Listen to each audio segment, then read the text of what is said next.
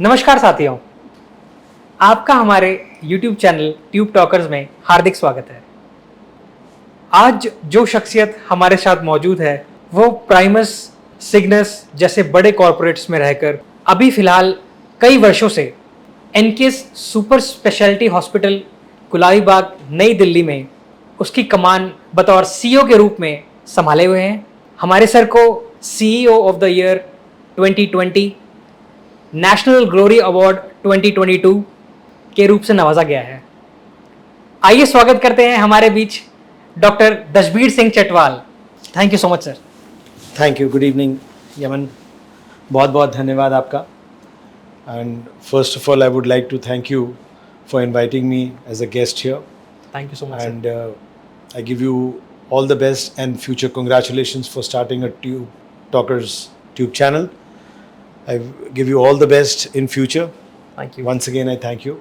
Thank you so much sir. Sir, तो सबसे पहले सर शुरुआत करते हैं आपकी जर्नी के बारे में सर, कि आपने यह डॉक्टर ही क्यों चुना sir? Yaman ji, I would say जब मैं एक 12th का स्टूडेंट था तो उस समय शायद 3-4-5 प्रोफेशंस ही पेरेंट्स मोटिवेट करते थे। इधर यू बिकम एन इंजीनियर और अ डॉक्टर और अ चार्टर्ड अकाउंटेंट और army officer. And yes, I had a great passion for medicine right from my, I would say, schoolhood. 12th करने के बाद I had a huge inclination for medicine. I was very crazy कि what is human body, how is it recovered, भगवान ने क्या चीज़ बनाई है, क्या नया तोहफा दिया है हमें जिसकी हम लोग अपनी वैल्यू नहीं करते। In fact, I wanted to analyze and understand what is human body made up of and how it works, since I was a child. I belong to a middle class family. My father was a government servant. We were 3 siblings of a father and I was the youngest. तो बड़ी challenging situation हो गई कि जब तक 12th करके मैं medical college clear करने लगा, my father was on the verge of retirement. तो इनफैक्ट मेरे पास वो बस एक लास्ट क्रूशियल ईयर था, इधर आई गेट सेलेक्टेड और I shift from somewhere else. तो yes, I dropped first year of my 12th. I couldn't get through my medical college. Second year tried and मैं उस समय BSc zoology honors करता था Shivaji college से, and I prepared for my medical college. It's way back. मुझे भी याद है कि पूसा रोड पे दिल्ली लाइब्रेरी हुआ करती थी गवर्नमेंट की एक जी। तो वहाँ से मैं एक 5 रुपए का कार्ड बनवा के बुक्स इशू करवाता था। करते करते सफ़र शुरू हुआ। Yes, I started struggling with my own self. Ji. Getting into medical seat was not all that easy way back. Very true, sir. And Very even it is not easy today. बहुत कम percentage of results आते थे medical colleges में, लेकिन I had a passion, कि मुझे ज़िंदगी में कुछ करना है तो I want to grow in medicine. Then finally I was blessed with a medical college seat. So I did my medical college, then I did my masters. After that, I shifted to United States. I was in Baltimore. I did my craniofacial surgeries there. Yes. I worked for around a year and a half in Baltimore. Because of my family constraints and the only son supporting my parents, I had to come back to India. Then again, I started my journey. I started my journey in the hospital administration. And sooner or later, I became a hospital administrator. And in fact, Yaman, मुझे hospital administration में it's been now more than 17 years of experience in hospital administration. इस चीज़ का combination ये हो गया कि I being a doctor and an administrator, I could understand what exactly is medicine and what exactly the patient needs in the hospital. तो इस दोनों को combination को मैंने augmentize किया, अपने आप को समझा कि एक पेशेंट अच्छा कैसे हो सकता है और एक अच्छा हॉस्पिटल कैसे बन सकता है। जी। पिछले 17 साल से पूरी कोशिश रही हॉस्पिटल एडमिनिस्ट्रेशन में to learn new things, to learn hospital administration, patients care centred hospitals हम बनाएं। And in fact finally I am with the NK super speciality hospital for the last more than 9 years. I took over as a CEO and except intervention cardiology and organ transplant, we are doing everything in this hospital we are catering routine traumas, and all departments, we are catering surgeries are concerned. तो मुझे लगता है यमन जी के medical college एक मेरे लिए एक अलग चीज़ थी और हॉस्पिटल एडमिनिस्ट्रेशन एक अलग चीज़ थी, पर इन दोनों का मैंने कॉम्बिनेशन अपने आप में इसलिए थोड़ा सा अच्छा मुझे जो लगता है कि I can understand medicine, I can understand patient disease, I can diagnose patients, and yes I can help them to get better facilities to come out of that disease. एक सवाल सर जो मेरे मन में मतलब मेरे क्या दर्शकों के मन में और सब लोगों के मन में एक ज़रूर आता है कि चलो हम बीमार होते हैं, आम आदमी बीमार होता है तो वो डॉक्टर्स के पास जाता है. एक डॉक्टर जब वो खुद बीमार होता है तो वो क्या वो अपना इलाज खुद करता है या फिर वो किसी डॉक्टर के पास जाता है, और अगर जाता है तो वो उसको फीस के रूप में पैसे देता है या फिर मतलब कि नहीं भैया हम तो डॉक्टर हैं, हम क्या पैसे देंगे? Yes, Yaman, this is a very catchy question as far as medical fraternity is concerned. मुझे लगता है डॉक्टर सबसे पहले सबसे ज़्यादा अपनी सेहत के लिए केयरलेस होते हैं. They are so busy in their routine. उन्हें शायद लगता है कि हम कोई चीज़ आएगी तो उसे कॉम्बैट कर लेंगे क्योंकि we are learned, we know that process to come out. Yes, doctors बीमार होते हैं, ऐसी बात नहीं है. And yes, we do take help of our co-friends, and we are honored. आपको एक मैं इस चीज़ की एक fraternity की बहुत अच्छी एक बात बताऊंगा जी कि the doctor never charges a fees from his own colleagues. Wonderful. As far as consultations are concerned, as far as certain things are concerned where big consumables are not involved, ये हमारी एक fraternity की बहुत अच्छी बात है. चाहे वो डॉक्टर चाहे आपस में इंट्रोड्यूस है या नहीं है. In case if we are going for a consultation, the doctors they keep such a big regard for their own fraternity that they do not usually 95% people don't charge their consultation for their co friends. Yes, getting hospitalization, कुछ surgery है, कोई implant डलना है, कोई stent डलना है, that's a different story. That is a different story. But we are honoured that the doctors community has kept this on the top priority, and we have got great regard for our fraternity. Wonderful, that sir. is concerned. I think that is something यही example set करना भी ऐसा society में. Exactly. I agree with you. This example is required for the society. At least we can show respect, love, right, for our co-friends, and by doing all these things. These are the gestures. किसी doctor को 1000 रुपये 1500 रुपये देके कोई खास फर्क पड़ता नहीं है. But this gesture of respect and love, gives you a give moral support as far as I understand it. एक सवाल मैं इसी सर आपसे और करना चाहता हूँ जो मेरे दिमाग में आया है, और हालांकि शायद जनता के दिमाग में भी ये चीज़ हो. जी. बाबा रामदेव कहते हैं कि योग करने से आप होंगे निरोग. डॉक्टर्स कहते हैं कि गोलियां खाइए और फिर आपका रोग भागेगा. तो सर हम सुने किसकी? देखिए, मुझे यमन जी लगता है कि हमें दोनों की सुननी चाहिए. बिकॉज द रीजन इज योग अपने आप में एक बहुत इंपॉर्टेंट चीज़ है और डॉक्टर्स की औषधि भी बहुत इंपॉर्टेंट चीज़ है. You can not be one sided. अगर आप योग करके मेडिसिन छोड़ दें तो यस, योग कब तक वो रोग को दूर करेगा, तब तक ये ना हो कि डैमेजेस हो जाए. It has to be a well balance. आप एक्सरसाइज भी करें, अपनी मेडिसिन भी खाएं, परहेज भी करें, और दोनों चीज़ों को बायलैटरली अगर फॉलो करें तो I think you can come to a better conclusion rather than sticking to one side. एक चीज़ और जो मैं जानना चाहता था, थोड़ा गंभीर सवाल भी है. आजकल हम आए दिन न्यूज़ में सुनते हैं कि डॉक्टर्स किडनी रैकेट में फंस रहे हैं, अल्ट्रासाउंड रैकेट्स में फंस रहे हैं. तो सर इसमें डॉक्टर्स की कितनी क्या भूमिका रहती है सर, वो मैं जानना चाहता हूँ कि ऐसा कुछ है भी, इट्स ऑल मिथ या क्या है सर?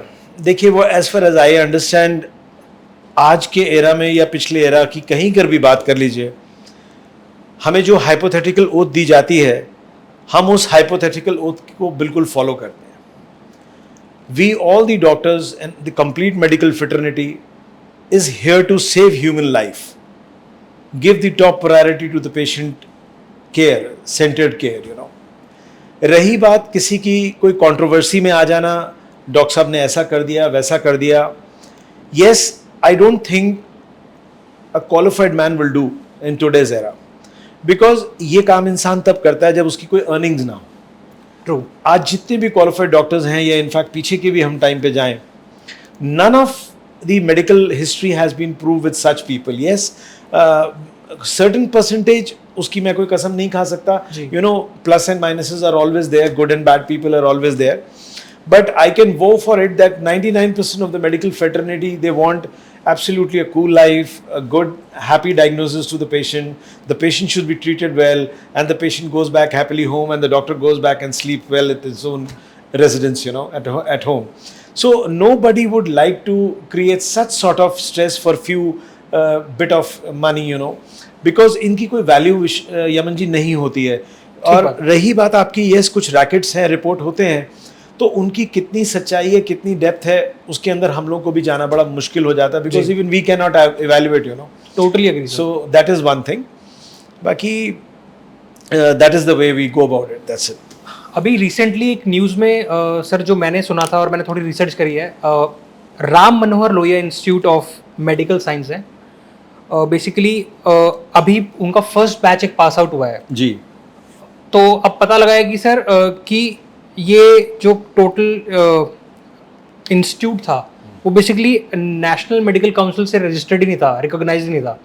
तो अब जो पूरा फर्स्ट बैच पास आउट हुआ है वो 5 साल बाद सर अब मतलब बाहर हड़ताल कर रहा है कि अब हमारा फ्यूचर क्या है. तो ऐसे कॉलेजेस के लिए आप क्या कहना चाहेंगे? सी देखिए यमन जी, ऐसे colleges basically usually colleges, medical colleges बिना MCI की अप्रूवल से स्टार्ट नहीं होते हैं. जी. There is a proper set protocol. There are the guidelines given by the Medical Council of India. They completely do an audit. They do an inspection of the hospital. They check out the fraternity, the list of the professors and, you know, head of the departments, departmental wise. But ऐसा कुछ अगर recognition नहीं था तो local university भी उनको approval नहीं दे सकती. And I don't know on what grounds they did the admissions, because ultimately those admissions has to be carried through the NEET competitive exam, and they had to be scrutinized, and then finally the list is prepared, then the counseling is done. So it's a good big long procedure for getting a selection done. But yes, getting आपकी भी बात ठीक है कि कुछ इस तरह की जो रिपोर्ट है, yes, I think कुछ शॉर्टकटिंग ज़रूर रही होंगी सिस्टम में, जो चीज़ें बच्चों को नहीं पता लग पाई या गवर्नमेंट तक नहीं जा पाई. But I can rest assure you, the approval of the MCI and, you know, the approval of the local universities is must for getting any medical you know, degree done for the students here. एक सवाल जो मेरे मन में है और मैं चाहता था कि मतलब आउट ऑफ द क्यूरियोसिटी आपसे पूछूं, हमारे देश में आज हम देखते हैं कि पिज़्ज़ा डिलीवरी 30 मिनट में हो जाती है. yes. और एक एम्बुलेंस को आने में इतना टाइम लग जाता है, जबकि मैंने कई जो न्यूज़ में देखा कि मरीज जो है रास्ते में ही दम तोड़ देता है. तो इस पे सर मैं जानना चाहूँ कि आप क्या गुजारिश करना थे सरकार से? Yaman ji, this is an excellent comparison what you have given, the pizza being delivered in 3 minutes और you know such a small time and the ambulance arriving in hour and a half. Wonderful, बहुत अच्छा comparison आपने दिया है. I think यही एक सवाल ऐसा है कि अगर हम अपने आप से और अपनी समाज से, सोसाइटी से पूछें तो we should able to prioritise कि हमारे लिए प्रायोरिटी क्या है ज़िंदगी में. एक पिज़्ज़ा खाना प्रायोरिटी है या एक इंसान को बचाना प्रायोरिटी है? सो ऑब्वियसली आई थिंक इंसान को बचाना एक प्रायोरिटी है. Right. We have to prioritise the human life. हमें किसी इंसान को बचाने की जो प्रायोरिटी है उसको टॉप एंड पे रखना है. आपकी बात बिल्कुल ठीक है कि एक पिज़्ज़ा तो इतनी जल्दी डिलीवर होता है लेकिन एम्बुलेंस डिलीवर नहीं होती है.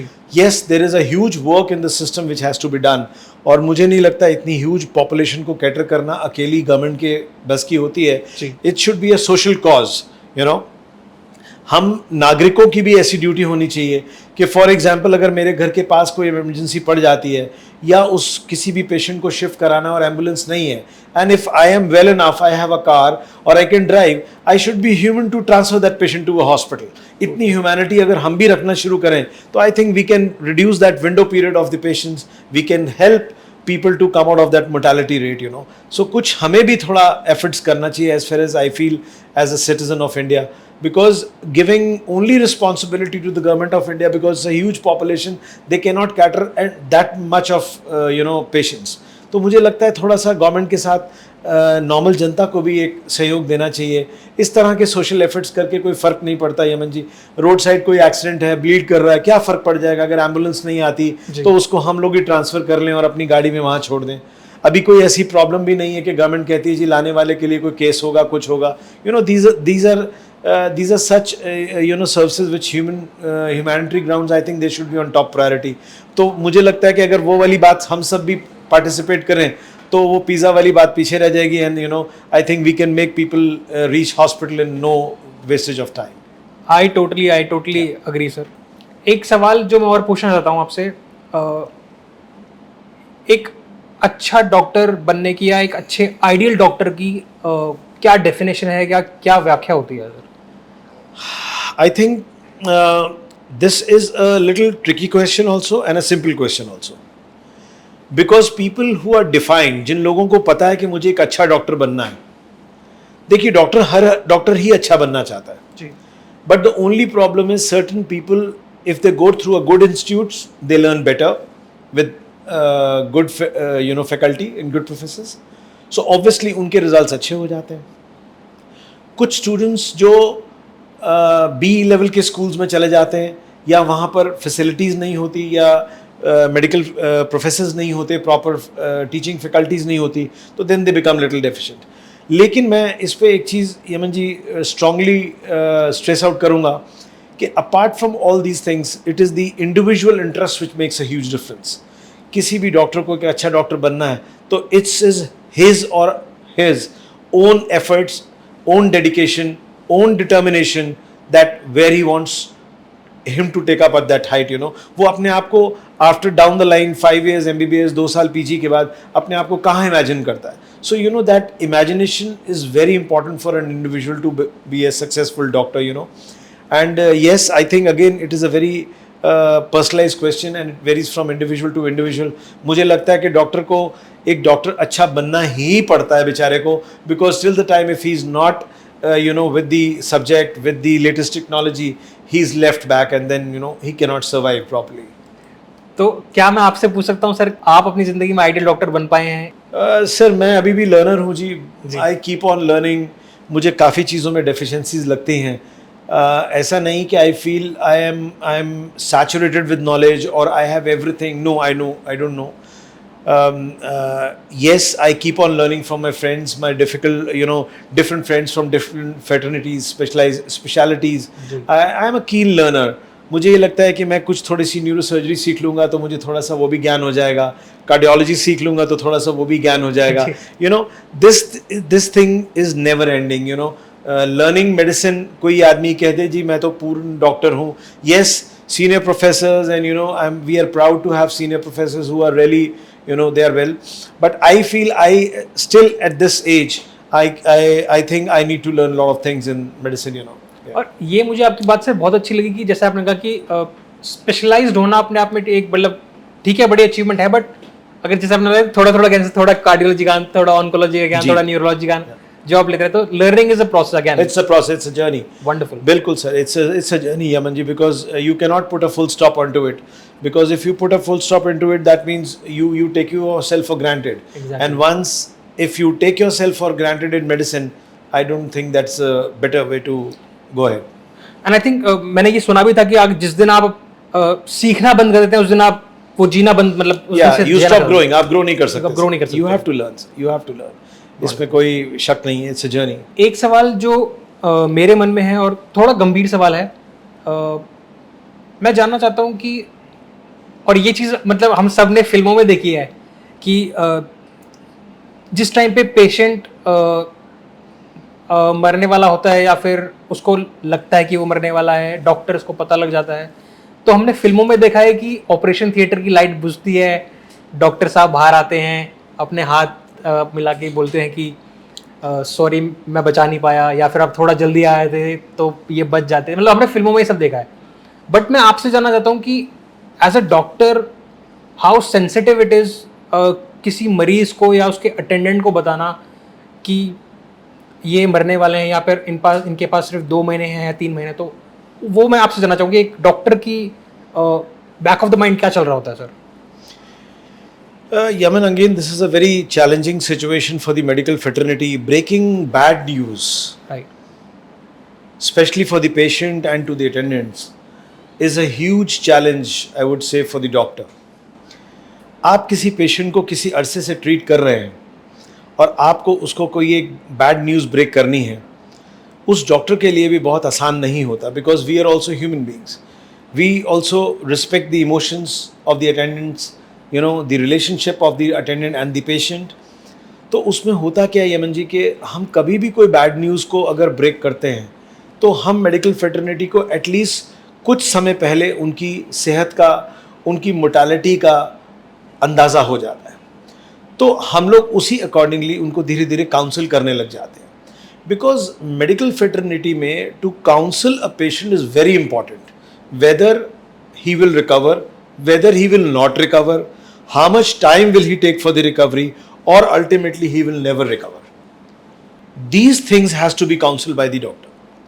अब अगर एक डॉक्टर को कोई बैड न्यूज़ ब्रेक भी करनी है यमन जी, तो हम लोग बड़े एक बड़े ही एक कैलकुलेटेड फैशन में उसको वो चीज़ को पास ऑन करते हैं। Yes, we prepare the attendants first, then we prepare the patient, and ultimately उनको एक्सेप्टेंस कितनी आती है वो समय से पता लगता है, बिकॉज एक बैड न्यूज़ ब्रेक कर देना ही डॉक्टर की ड्यूटी नहीं खत्म हो जाती जी। We have to be with them in the support till the time his और हर लाइफ इज देयर। हम उनके साथ उस तरह से ही लास्ट डे तक बिहेव करते हैं कि जैसे वो बिल्कुल बहुत अच्छे हैं और उनकी रिकवरी भगवान करे हो जाएगी, because we have to give this confidence to the patient that the doctor fraternity, the nursing staff और the your treating doctors are with you, so that उनको एक मॉरल सपोर्ट मिलती है। So we have to take lot of factors in breaking the bad news to the patient. Yes, that really is a challenge for the consultant or the treating doctor. I agree with you. एक चीज़ जो मैं आपसे और जानना चाहूँगा, corona काल हम सब ने देखा कि कितनी उसमें फैटेलिटीज़ हुई, क्या माहौल था, क्या डर का माहौल बन गया था सर उस टाइम पे। तो मैं आपसे जानना चाहूँ कुछ, अगर आप अपना कोई ऐसा किस्सा शेयर करना चाहते हैं। मुझे पता कि अगर मैं कोरोना की बात करूंगा तो आपके पास हजारों किस्से होंगे। ट्रू। बट एक वो ऐसा किस्सा जिसने आपको भी झकझोर के रख दिया हो, तो ऐसा कोई किस्सा आप बताएं। यमन, आपकी बात बिल्कुल ठीक है कि कोरोना एक अनप्रेडिक्टेबल एक डिजीज़ था, एक वेव थी जिसके लिए कोई भी मैनकाइंड, चाहे वो डॉक्टर्स थे या नॉन मेडिकोज थे, कोई भी प्रिपेयर्ड नहीं था। इनफैक्ट उस चीज़ को समझने में, संभलने में डॉक्टर फ्रेटर्निटी को भी बहुत टाइम लग गया कि what exactly is the nature of this corona virus, what is it going to do, ये किस तरह से ह्यूमन मैनकाइंड को हैम्पर करेगा। पर येस, कुछ शॉकिंग इंसिडेंसेस मेरे पास थे, बिकॉज जितने भी पेशेंट्स हमारे पास आए उनका सबसे बड़ी 95% लोगों की एक सैचुरेशन को लेके ऑक्सीजन डिमांड की एक बहुत बड़ी प्रॉब्लम रही, जिसके कारण लोगों की डेथ हुई। I still remember, a young girl, she was a newly married girl, और बड़ा अनफॉर्चुनेट हुआ, और वो इसी तरह मिडनाइट हमारे पास डिसैचुरेट करके आई, और हमने उनको ऑक्सीजन पे मेंटेन किया, अपनी सारे पैरामीटर्स उनके मेंटेन करने की कोशिश करी, लेकिन मिडनाइट हमारा डिसीजन निकल के आया कि हम उनको एक इलेक्टिव इंट्यूबेशन करें। इलेक्टिव इंट्यूबेशन का मतलब इलेक्टिवली वेंटिलेटर पे डाल के सपोर्ट करें, because she was not able to support herself. Unfortunately, even after doing that, we couldn't save her. And she was a newly married girl. और जिस दिन उस बच्ची की हमारे यहाँ डेथ हुई, उसके अगले दिन ही उनकी मदर इन लॉ की डेथ राजीव गांधी हॉस्पिटल में हो गई। तो जब उस बच्ची के हस्बैंड और उस बच्ची के ससुर जी मेरे पास आए, तो उन्होंने बताया कि भाई हमारे घर में 2 इकट्ठी डेड बॉडीज़ हम आज लेके गए, बहू की डेड बॉडी हम यहाँ से ले जा रहे हैं और अपनी वाइफ की डेड बॉडी राजीव गांधी से लेके जा रहे हैं। तो that was really a shocking incidence for me, कि मतलब इस कोरोना के अंदर लोगों की families with in hours destroy हो गई। और मतलब ऐसा था कि हम किसी चीज़ को एक्सप्लेन भी नहीं कर पा रहे थे कि भाई ये पेशेंट बिल्कुल हेन एंड हार्टी है और ये शाम तक डिटेरियोरेट हो गया और कल सवेरे तक या और आने वाले 72 आवर्स में एक्सपायर कर गया। सो इस तरह का इंसिडेंस जिसमें घर परिवार के 2-2 इकट्ठे सदस्य within no span of time जाना एक अपने आप में बड़ी बड़ी चौंका देने वाली और बड़ी डिस्टर्बिंग सी बात थी। So that was a very, I would say a very incidents which shook me out of the corona times. इसी से जुड़ा हुआ सवाल एक ये भी है सर, अभी रिसेंटली जो मैंने पढ़ा है 75% ये IMA का डेटा है, इंडियन मेडिकल एसोसिएशन का, 75% से ज़्यादा डॉक्टर्स का बताते हैं कि उनका वर्क प्लेस पे उनके साथ वायलेंस हुआ है। अब वो सर वायलेंस हो सकता है कि किसी जैसे कि बताया कि डेड बॉडी के कारण कोरोना के टाइम पे हुआ हो, और बहुत बार होता है कि लोग एक्सेप्ट नहीं कर पाते हैं कि उनके घर में किसी की डेथ हो गई या कुछ भी है। और इसी के साथ सर जो ज़्यादा झगड़े जो मैंने समझा है, मैंने पढ़ा है, मैंने समझा है, वो MLC का एक कारण होता है कि MLC नोट नहीं करवाना चाहते जो उनके परिचित हैं या फिर जो अटेंडेंट्स हैं। तो आप दर्शकों को ज़रूर बताएं कि सर MLC क्या होती है और क्यों ये झगड़े का कारण क्या बनती है। देखिए Yaman ji, MLC stands for medico legal cases. एक किसी भी मेडिकल फ्रेटर्निटी का गवर्नमेंट हॉस्पिटल में या प्राइवेट हॉस्पिटल में एक MLC करना बहुत ज़रूरी है, बिकॉज किसी पेशेंट को किस तरह से ट्रॉमा हुआ है, किस तरह से डेथ हो के वो ब्रॉड डेड आया है, हैंगिंग है, पॉइजनिंग है, एनीथिंग कैन हैपन। किसी भी इंसान के ऊपर हमें देख के नहीं पता लगता कि इसकी डेथ कैसे हुई, टिल द टाइम ही और she is evaluated. So then the system to evaluate a death is only by doing an MLC or doing a postmortem of that patient, where to understand what exactly had happened with that patient and who is the culprit. देखिए, किसी death को justify करना एक doctor death justify कर सकता है।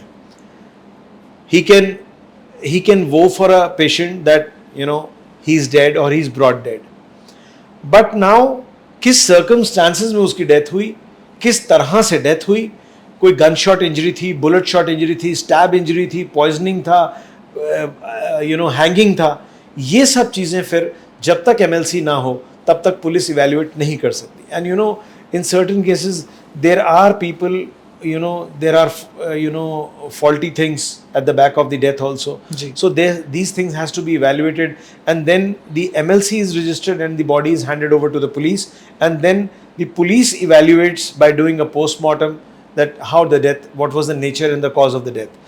आपकी वो बात जो वायलेंस वाली बात है यमन जी, वो इसलिए भी है क्योंकि जब पेशेंट इमरजेंसी में, कैजुअलिटी में या किसी इमरजेंसी सिचुएशन में आता है तो वो अपने रिलेटिव की किसी भी तरह की बैड न्यूज़ को एक्सेप्ट नहीं करता, और डॉक्टर्स जब उस चीज़ को एक्सेप्टेंस के लिए या उनको डिस्क्लोज करते हैं तो वो अपनी फ्रस्ट्रेशन सिवाय उस समय प्रेजेंट डॉक्टर के या पैरामेडिकल स्टाफ या नर्सिंग स्टाफ या जो हमारे GDA स्टाफ्स हैं उनके अलावा वो उतार नहीं सकते, which I think is not good.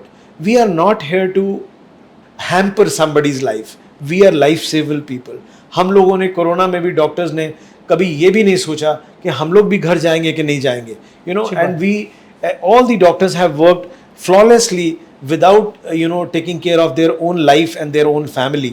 But आपकी बात जहाँ तक है कि ये बड़ी दुखनीय ये बात है और बड़ी disheartening होती है कि when doctors are being manhandled, especially who people are working round the clock in the casualty, and they are not even being regarded well, given respect, and on top of it people manhandle them. So ये एक बड़ी disheartening है इस medical fraternity के लिए कि we should be really be protected.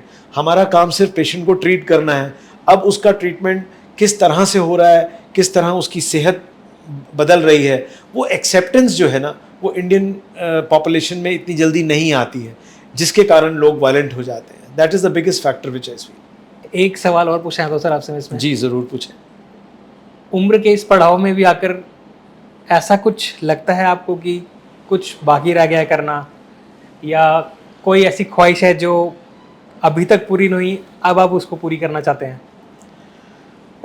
Even not exactly, but लगता है कि कुछ और कर सकता था। There was something more to be done in life. I would not wait the sense of earning, but yes as a doctor I wanted कि मैं और लोगों को कुछ अपनी सेवाएं दे पाता। आज भी मेरा मन करता है कि कुछ रूरल पोस्टिंग्स हों जहां लोगों के पास ट्रीटमेंट प्लान्स नहीं हैं, वहां कुछ हम सब लोग अपनी मेडिकल फ्रेटर्निटी साल में 15-15 दिन की ड्यूटीज़ देना शुरू कर दें जी उन गरीब लोगों के लिए। कोई फ़र्क नहीं पड़ेगा जी, उसको चाहे हॉलीडे ट्रिप मानिए जी, रिक्रिएशन मानिए, कुछ भी मानिए, and you no I think doctors कुछ इस तरह से प्लान करें, कुछ 10-15 दिन के लिए कोई छोटे कस्बे में जहाँ मेडिकल फैसिलिटीज़ नहीं हैं, मैं कहता हूँ अपने परिवार के साथ ही घूमने चले जाएं, वहीं छुट्टियाँ भी मनाएं, कुछ अपनी सर्विसेज भी दें, so that you know at least we can serve the mankind which needs doctors. आज भी ऐसे रूरल जगहें हैं जहाँ पेशेंट्स को यही नहीं पता कि हम पत्ता घसीट के खा रहे हैं तो वो जहरीला पत्ता हमारे लिए औषध बनेगी या वो जहर बन जाएगा। जी। आज के युग में जहाँ मेडिकल फैसिलिटीज़ इतनी हाई एंड हो गई हैं, पेशेंट्स की मोर्टालिटी रेट इसीलिए कितना डिक्रीज़ हो गया है कि डॉक्टर्स टाइमली ट्रीटमेंट दे के पेशेंट्स की डेथ को रिवर्स कर लेते हैं। And there are certain places जहाँ लोगों को आज भी ये नहीं पता कि you know which medicine should be taken for what disease. I think ये एक हम सब अगर एक नोबल कॉज के लिए 10-10, 15-15 दिन अपने ज़िंदगी के साल में एक बार अगर किसी जगह जाके इस तरह से कोई एक चैरिटेबल सेटअप्स, डिस्पेंसरीज या कोई छोटे छोटे कैंप्स या अवेयरनेस प्रोग्राम्स करें, तो I think this can be a very very good thing for the you know people who really miss the medical facilities. बहुत नेक विचार हैं सर, तो हम ज़रूर कोशिश करेंगे कि आपके साथ मिलकर हम ऐसा कुछ आगे कर पाएँ, क्योंकि जैसा कि आपको पता है कि हमारा एक अपना एनजीओ भी हम चलाते हैं, humanity first I have gone through it, it's a wonderful. मैंने आप लोगों की एनजीओ की बहुत सारी ऐसी सर्विसेज देखी, स्पेशल कोरोना में, and you know distributing food to the people, specially the kids who have not been fed. आपके कुछ मैनी एक्टिविटीज़ जो यू नो वार्म विंटर के क्लोथिंग्स की डिस्ट्रीब्यूशन देखी। So this is a very good, I think this is a real humanity what you people are doing, you know. और NGO के through आपने इतने लोगों को सपोर्ट किया, मैं बड़ा अच्छे से आपकी I really appreciate, and I've been going through the work which your NGO has been doing it. So I really appreciate and congratulate you once again for that noble cause. Yeah. Thank you sir. क्योंकि sir हमारा मानना है कि अगर भगवान ने आपको कुछ दिया है और आप सोसाइटी को वापस दे सकते हैं, you can give back to society. So more than nothing sir. That's what I was trying to tell you, Yaman ji, कि एक डॉक्टर के पास सिर्फ एक नॉलेज और क्वालिफिकेशन है, Right. हम सोसाइटी को वही दे सकते हैं। Exactly. I think that is the biggest boom which you can give. इंसान अगर अपनी नॉलेज से, अपनी पढ़ाई लिखाई से किसी का दुख रोग कम कर सकता है, तो मुझे लगता है इससे बड़ा कुछ भी नहीं है सर। पैसा दिया हुआ आदमी खा जाएगा, कोई खाना होगा वो खा के कंज्यूम कर जाएगा, कपड़ा पहन के फट जाएगा, लेकिन अगर आप किसी की सेहत को रिवर्स करेंगे, I think it is beyond comparison, you know, there is no comparison to it. और इसी में जैसा कि आपने बताया कि गांव में लोग कोई भी पत्ता चाट के सोचते हैं कि वो दवाई मिल जाएगी, दवा मिल जाती है जी सर, लेकिन यहाँ पे शहरों में भी आजकल हम देख रहे हैं, जो कि मेरा अगला सवाल इससे जुड़ा हुआ सवाल था, वो आपने पहले ही उसको टच कर दिया है। तो बेसिकली मेरा उसमें सवाल ये था कि जैसे यहाँ शहर के लोग बस केमिस्ट पे जाते हैं, दवाई ली, अपना ठीक करा और इलाज करा लिया, तो सर ये कितना सही है, कितना गलत है, या कितना डेंजरस है एक आम आदमी के लिए, तो आप उस पर थोड़ा सा बताएं। यमन जी देखिए, मैं एक चीज़ को इसको डेंजरस ही कहूँगा, because of the big reason is कि अगर ये आदमी सोचे कि जी मेरा सिर दर्द हो रहा है, मैंने आज एक गोली लेके केमिस्ट से खा ली और मेरा सिर दर्द ठीक हो गया, तो क्या वो सिर दर्द था, या वो सिर दर्द ब्लड प्रेशर इंक्रीज होने के कारण हुआ जी, या कोई आपको न्यूरोलॉजिकल प्रॉब्लम हुई जिसके अंदर कोई इंट्राक्रैनियल प्रेशर इंक्रीज हो गया। कभी भी इस तरह से अपनी बॉडी से हमें मेडिकेशन नहीं ट्राई करनी चाहिए। This is what is my suggestion. हर चीज़ एक सिंपल दिखने वाली कभी कॉम्प्लेक्स भी हो जाए, कुछ नहीं पता। उससे बेटर ये है कि लोगों को लगता है भाई केमिस्ट से लेकर शायद उसकी कंसल्टेशन नहीं देनी पड़ती, किसी डॉक्टर साहब के पास जाना नहीं पड़ता, तो दवा लेके 150 में ठीक हो जाता है। ठीक है, I keep my fingers cross, कभी कभी हो भी जाता है, ऐसी बात नहीं है। But you know the human body has much you know it's an expensive affair. आप इससे बेटर अपने फैमिली फिजिशियन के पास जाएं, वो कहें तो कुछ इवैल्यूएट करना है तो इवैल्यूएट कराएं, नहीं तो प्रॉपर स्ट्रक्चर्ड मेडिसिन लें। Trying medicine from here and there, I would say it is very risky. उस समय तो इंसान को नहीं पता लगता है जी, लेकिन बाद में उसके साइड इफेक्ट्स, रेप्रिकेसिव्स कैसे आते हैं बॉडी के ऊपर, then you know it is very difficult to repay those things back. इसी से जुड़ा हुआ एक सवाल और है, जिसमें कि कभी कभार लोगों को क्या होता है कि घर में जैसा किसी को हार्ट अटैक आया, बट उसको लगता है अरे नहीं मैंने आज छोले खा लिए थे, मैंने राजमा खा ली थी तो मुझे गैस हो गई होगी, तो वो इस चीज़ को सीरियसली नहीं लेते हैं। तो उसके लिए सर क्या लोगों को ऐसा करना चाहिए कि वो घर में अपने आए हुए उस हार्ट अटैक को, और हो सकता है कि गैस का दर्द भी हो, ऐसा नहीं कि हार्ट अटैक ही आए, बट स्टिल उसको क्या ऐसे कुछ कदम उठाने चाहिए या फिर कुछ करना चाहिए जो एक आम इंसान को या फिर एक आम नागरिक को पता लगे, या फिर उसके लिए क्या स्टेप्स ले सर वो?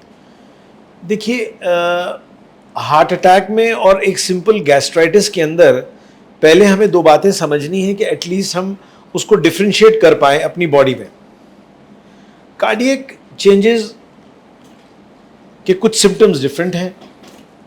हाँ, लोग उसको अगर मिक्स करना चाहते हैं कि जी मुझे तो गैस्ट्राइटिस है, मैंने ये खा लिया वो खा लिया, वो तो अपने आप को एक सेटिस्फाई करने वाली बात है यमन जी।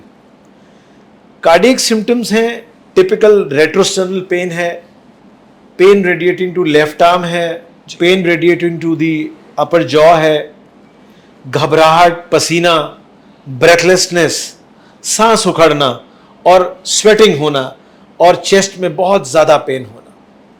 देखिए, ये कॉम्बिनेशन सिम्टम्स हैं कार्डियक के। अब रही बात कि हर आदमी क्वालिफाइड नहीं है और इसको डिफ्रेंशिएट नहीं कर सकता जी। लेकिन मैं एक नॉर्मल जनता से यही अपील करूंगा कि इंसानी लाइफ बहुत इंपॉर्टेंट है। आप किसी भी दुविधा में गैस और कार्डियक में ना पड़ के फट से फट जल्दी से जल्दी अपनी किसी मेडिकल एड के पास जाएं। हाँ, आपको किसी हॉस्पिटल में जाके ये पता लग जाता है कि आपको गैस्ट्राइटिस है, आपका ईसीजी नॉर्मल है, I think that makes sense, because that window period of a cardiac problem should not be lost. That is my humble submission, because उस कंफ्यूजन में आदमी अपना नुकसान ना कर बैठे, सबसे बड़ी जो एक इम्पॉर्टेंट चीज़ है, और जल्द से जल्द उन्हें किसी मेडिकल एड के लिए जाना चाहिए। और इसमें जैसा कि सर मतलब मैंने भी ऐसा देखा है कि लोगों को अपने नियरेस्ट मॉल का, नियरेस्ट थिएटर का पता होता है, हाँ। नियरेस्ट हॉस्पिटल का, नियरेस्ट डॉक्टर को भी ज़्यादा पता ही नहीं होता।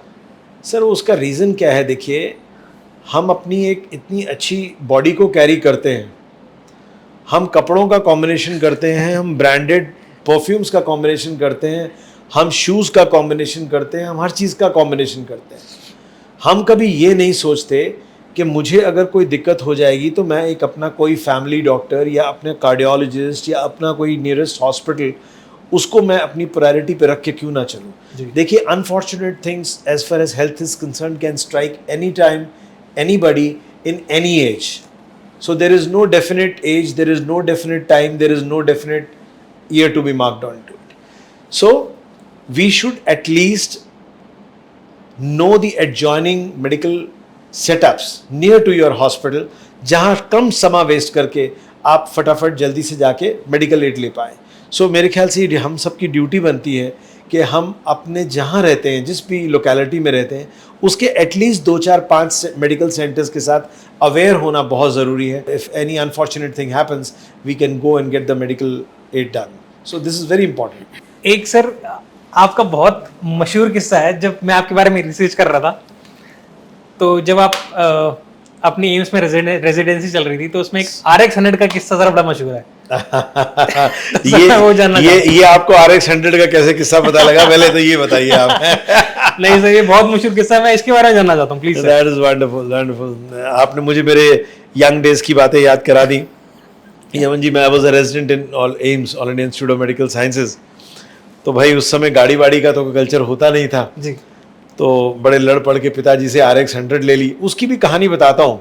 मुझे तो घर वालों ने स्कूटर दिलवाया, कह के कि भाई नहीं, बाइक बड़ी रिस्की होती है, तुम एक्सीडेंट कर लोगे जी। तो हमने क्या करा कि हमने अपने दोस्त से बात करी, तो कहने लगा भाई तुम एक काम करो, अपना स्कूटर बेच दो, हम तुम्हें बाइक दिलवा देते हैं जी। तो देखिए यमन जी, मैं करता क्या था, मैंने बाइक ले ली और अब मुझे रात को घर जाना होता था, तो मैं कोशिश करता था कि पहले पापा सो जाएं तभी घर जाऊं, क्योंकि जब बाइक खड़ी करूंगा तो पकड़ा जाऊंगा, आवाज से पकड़ा जाऊंगा, तो पिताजी कहेंगे भाई तुम्हारा स्कूटर कहाँ गया। तो बड़े बदमाश होते थे हम भी। अब आप बड़े स्वीट फ्रेंड्स थे मेरे डॉक्टर्स, तो हमें RX 100 चलाने की बड़ी चाहत थी, तो हमने अपना LML स्कूटर बेच दिया without giving information to my parents, and हमने वो बाइक रख ली। फिर मैं करता क्या था, हमने घर के पास एक करियाने की दुकान थी और अंकल को पटा के उनके वहाँ पर रात को बाइक खड़ी कर देता था और वॉक करके चुपचाप घर चला जाता था। तो कुछ दिन तक तो ये चलती रही। एक दिन संडे वाले दिन पिताजी बोले आज तो तुम्हारी छुट्टी, तुम्हारा व्हीकल कहाँ है? मैं बोला पापा मेरा फ्रेंड से एक्सचेंज कराया स्कूटर, बोले क्या बाइक हम चला रहे हैं। तो फिर थोड़ा टाइम बाय किया, लेकिन अल्टीमेटली पेरेंट्स से कोई बच नहीं सकता जी। तो पकड़े गए जी। बस यही था कि थोड़ा क्रेज था कि भाई बाइक का रखने का, तो दैट वाज इट। एक मैं पर्सनल सवाल और पूछना चाहता हूँ सर आपसे कि जी। आपका जिंदगी में रोल मॉडल आप किसे मानते हैं या फिर किससे इंस्पायर होते हैं? सर देखिए, रोल मॉडल्स तो I am grateful to my professors in medical college, I am grateful to my few seniors in all the fraternity, what to talk about the medical college and to the hospital administration। बहुत कुछ सीखा अपने senior से भी और अपने professors के भी तहे दिल से शुक्रिया है। But I can go for an incidence. मैं एम्स में रेजिडेंसी करता था, तो हमारे प्रेसिडेंट साहब अब्दुल कलाम साहब एक दिन हमारे हॉस्पिटल में विज़िट करने आए। तो मुझे अभी भी याद है, उन दिनों शायद MRI नया नया इंस्टॉल हुआ था, वे बैक की बात करता हूँ, गलती नहीं लगती तो काफ़ी साल पुरानी बात है। Since he himself was an learned man and engineer, आप यकीन मानिए यमन जी, चाहे वो डॉक्टर नहीं थे, he was a non medico, but I really salute him once again. We could not answer him back. In fact मैं उस ऑडिट को प्रोसीड कर रहा था, I was the third in command, but मेरे दो सीनियर्स को मिला के और मुझे भी मिला के हम उनके सवालों का जवाब न दे पाए। मैं बड़ा अपने आप में विचार करता रहा कि अब्दुल कलाम साहब is a scientist, he is a non medico, but he was such a learned man कि उन्होंने हमसे मशीन से कोरिलेटेड करके पेशेंट की डायग्नोसिस से जब क्वेश्चंस पूछने शुरू किए, तो मेरा वहाँ पर एक बहुत तगड़ा टर्निंग पॉइंट हुआ। मैंने कहा यार, अगर एक साइंटिस्ट होके इतनी नॉलेज रख सकते हैं, and he is such a good combination of everything, I would say, not only one thing, and I could find that he was not deficient of anything, और हम डॉक्टर्स होके उनको अच्छे से रिप्लाई नहीं कर पा रहे थे। सो that was a very big turning point. मैंने उनसे एक बहुत अच्छी एक लर्निंग ली कि कोई भी इंसान चाहे अपनी किसी भी फील्ड का स्पेशलिस्ट हो, लर्न करना उसको कभी भी छोड़ना नहीं चाहिए। He should be always be a learner through out his life, so that थोड़ी थोड़ी चीज़ें ऐड ऑन होके उसके एक पर्सनालिटी में, उसकी क्वालिफिकेशन में वो ऐड ऑन होती जाती हैं, and one day he comes to a platform and a reasonably learned man. So I think I am grateful to Abdul Kalam साहब, आवर पास्ट प्रेसिडेंट साहब, एंड येस, मेरी उनसे जितनी भी 15-20 दिन की वो इंट्रैक्शन रही, I learn lot of things, and that was a real turning point. मैंने अपने आप से भी बड़ी बातें करी कि I should try to follow his footsteps as far as learning is concern, and that I think he was a real good mentor for me. As a doctor सब कहते हैं कि हेल्दी खाओ, हेल्दी रहो, हेल्दी फिट रहो, आपका क्या अपना एक डेली रूटीन है खाने की? देखिए यमन जी, ये बातें हैं, मैं आपको बताऊं, अगर मैं भी हेल्दी रूटीन होता तो मैं डायबिटिक ना होता, मैं देखिए कितना पानी पीता जा रहा हूँ। These are all things which people say but don't follow. Yes, we should follow. Healthy diet, healthy lifestyle, these are very important. But हम लोग इसको फॉलो अप नहीं कर सकते। देखिए आप कितने लोग हैं जो जिम ज्वाइन करते हैं, 80% people they start the gym in a very proactive with very full zeal enthusiasm। वो धीरे धीरे हफ्ते के बाद वो हफ्ते में 2 दिन हो जाता है, फिर 1 दिन हो जाता है, फिर संडे हो जाता है, फिर वो धीरे धीरे 15 दिन में एक बार हो जाता है। तो अल्टीमेटली होता क्या है, continuity is not been maintained. हम लोग हेल्थ के लिए फिक्स नहीं, हमारे दिमाग में प्रोग्राम नहीं है उस चीज़ के लिए, फिक्स के लिए। चल यार एक्सक्यूजेज ढूंढते हैं, आज यमन जी के साथ बैठे हैं, कुछ ये खा लेते हैं, वो खा लेते हैं। Yes, we become little exclusive for as far as health is concern, but yes, मैं भी कोई स्ट्रिक्टली बहुत अच्छा लाइफस्टाइल नहीं फॉलो कर सकता, because of the reason is yes, since we are into the medical fraternity, at times we have some midnight calls, at times we are little late from the hospital, at times we have to go little early, तो वो चीज़ें match up होके कई बार follow up नहीं हो सकती है। जी एक चीज़ मैं और जानना चाहता हूँ कि एज अ CEO एक टीम को लीड करना एज अ सीईओ कितना मुश्किल है बाकी सारे स्टाफ को मैनेज करना, जो मैं आपसे जानना चाहता हूँ. See, Yaman, as a team leader or as a CEO of the organization, what I feel is that you have to be a role model for somebody. जब तक अब देखिए हमारे घर पे घर से ही एक उदाहरण करें तो माता पिता हमें क्या सिखाते थे, सुबह उठ के पढ़ो, ब्रश करो, स्कूल जाओ, पढ़ो भाई, थोड़ी देर पूजा करो. सो वो हमारे रोल मॉडल थे. वो हुआ क्या कि हमारे ब्लड में वो चीज़ें आ गई, हम बचपन से बड़े हुए, हम वही संस्कार सीख गए. जी. स्पेशली द इंडियन पॉपुलेशन, हम हिंदुस्तानियों को भगवान ने एक माँ बाप के साथ जो ब्लेसिंग दी है वो एक कल्चर की दी है. We are proud of a culture. उसी तरह मुझे लगता है कि एक सीईओ और एक ऑर्गेनाइजेशन का head, he has to stand an example for the rest of the staff. So कई बार यस मुझे नहीं भी होना होता, मुझे कुछ काम ऐसा स्टाफ के लिए एक एग्जाम्पल सेट करने के लिए करना पड़ता है. Because when you lead an organization, you've been watched by 300, 400 people, Right. So you have to be a role model for them.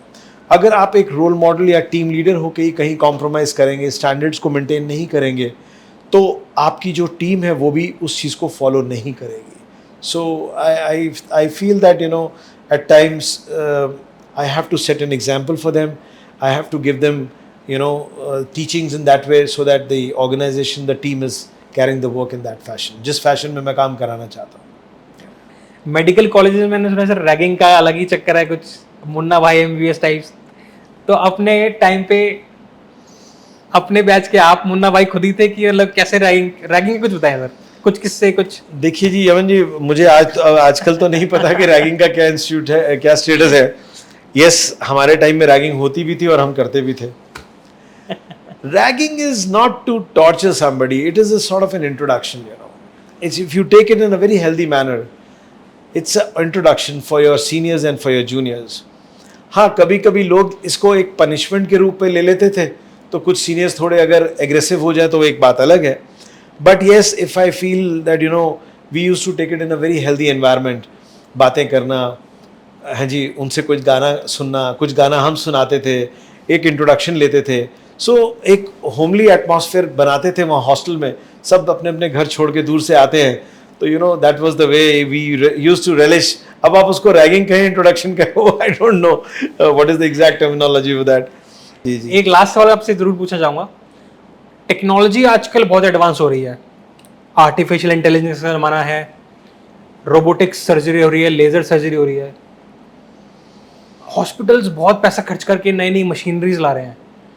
तो क्या ऐसा नहीं हो सकता कि hospital, like if you talk about like prevention is better than cure? Valid point, prevention is better than cure. But अब दिक्कत क्या है कि प्रिवेंट भी कैसे करें. 80% लोगों का लाइफस्टाइल हैम्पर हो चुका है. जी. ईटिंग हैबिट्स इल हो चुकी हैं. People have become more lethargic as to compare old days. मैं किसी की क्या बात करूं, मैं ही रो रहा था. मैं डेली सुबह 6 बजे का अलार्म लगा के सोचता हूं आज वॉक पे जाऊंगा, वो अभी तक सुबह ही नहीं हुई कभी आज तक. कभी मैं एक्सक्यूज देता हूं जी बारिश हो रही है, कभी एक्सक्यूज देता हूं नहीं यार आज नहीं, अभी तो आधे घंटे बाद चलूंगा, इस संडे तो पक्का ही जाऊंगा. So this is what we are creating nuisance for our life. Prevent कहाँ से करें? एवरीबडी इज लर्नड, सब पढ़े लिखे हैं, गूगल पे सब पढ़ते हैं, what is health, what is prevention. This has to come from your own self. जब तक हम खुद मोटिवेट ही नहीं होंगे, हम खुद ही एफर्ट्स नहीं करेंगे यमन जी, तो हम प्रिवेंट नहीं कर सकते किसी चीज़ को. यस, आपकी बात बिल्कुल ठीक है कि टेक्नोलॉजीज इम्प्रूव हो गई हैं, तो पर ये देखिए ना, उन डॉक्टर्स ने जो स्किल्स अपने आप में अचीव करी हैं, जो क्वालिफिकेशन उन डॉक्टर्स ने उन मशीन्स को चलाने में, सीखने में करी हैं, उससे लोगों की लाइफ कितनी अच्छी एक्सपेक्टेंसी बढ़ गई है. आप सोच सकते हैं जिनके लोगों के घुटने काम नहीं करते, उनका लाइफस्टाइल कितना बदतर होगा, जो वॉशरूम तक नहीं जा सकते. आज आप रोबोटिक TKRs कराइए तो लोग अपनी ज़िंदगी में नॉर्मल वापस आके बिल्कुल एक नॉर्मल लाइफस्टाइल में जी सकते हैं. इन चीज़ों को प्रिवेंशन के लिए तो पहले हमें अपने आप से खुद को जागरूक करना है. It is only that we can prevent, nobody can prevent on our behalf. Yes, we are thankful to the medical fraternity and I'm proud to say that, as an Indian doctor, as an Indian citizen, our medical fraternity in India has done wonderful achievements, you know, as far as medical treatment is concerned. That is the only reason people from overseas and outside, they prefer to come get operated and then go back here. Because of the reason is that we are doing acceptable, you know, remarkable surgeries and giving them good results. That is the only thing, you know, I can vow for my Indian doctors, and I'm at least, I think we should be proud of the Indian medical fraternity that, you know, at this era of life, we have compelled the overseas people to come from overseas and get operated and get back to their own country. That is a real honor for the, I think, for the Indian medical fraternity. Yes. Thank you so much sir, आपने हमारे सारे सवालों का बहुत अच्छे से जवाब दिया। अपना थोड़ा सा एक्सपीरियंस बता दीजिए कि ट्यूब टॉकर से मुझसे बात करके आपको कैसा लगा, और ये camera sir. Thank you, Yaman, once again. I'm really grateful for you, for me inviting me in this Tube Talkers channel. मुझे लगता है कि इस चैनल के माध्यम से हम अपनी मन की बातें, हम अपनी एक्सपर्टाइज स्किल्स किसी भी तरह से आम आदमी से, पब्लिक से शेयर करें, जिससे आम आदमी की या पब्लिक का कोई बेनिफिट हो। We should not be constrained within ourselves. Life is one. We have to share our feelings. We have to share our thought processes. We should share our knowledge. इन सब चीज़ों से अगर किसी का भला होता है and the society gets improved, I think this is the wonderful step which Mr. Yaman Joshi has taken, and I congratulate him once again for the Tube Talkers, and I wish them all the best in future for a great success for this Tube Talkers YouTube channel. Thank you. तो दर्शकों, आने वाले कुछ सप्ताहों में आपसे हम और भी बड़ी बड़ी हस्तियों को मिलवाएंगे, और हर प्रोफेशनल फील्ड्स की हस्तियाँ रहेंगी, चाहे वो डॉक्टर्स हों, वो कोई बहुत बड़े वकील हों, बहुत बड़े IAS IPS ऑफिसर्स हों। तो तब तक के लिए मैं आपसे सिर्फ इतनी रिक्वेस्ट करूँगा कि इस चैनल को लाइक करें, शेयर करें और ज़्यादा से ज़्यादा सब्सक्राइब करें। Thank you so much.